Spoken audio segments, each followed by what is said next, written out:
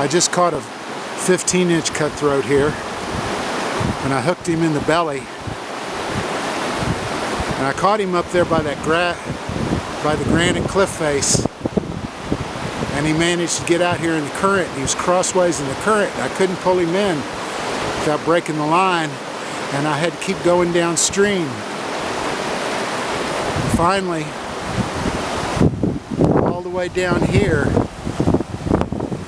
I got him in amongst these rocks. I was able to land him. Mark's about 100 yards down there fishing. Caught him on a grasshopper. This is the hopper. It's got a yellow belly and an orange back. The orange back really just helps me see him in the water. The one I've been catching him on did not have a yellow belly. He was just like a hopper I found along the bank here yesterday. But they pulled all the legs off of that hopper, so I had to put another one on. And they seem to like this one pretty well too. Mark and I have fished this today. I know that I've caught somewhere between 18 and 20, somewhere in that range.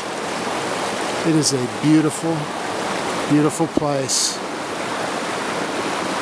High valley walls, tough to get up.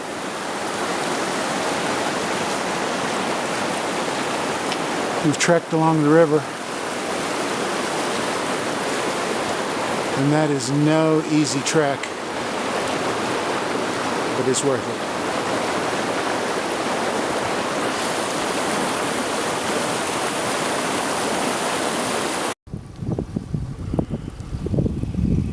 So Montana sunset, heading back from fishing, and look at that sky.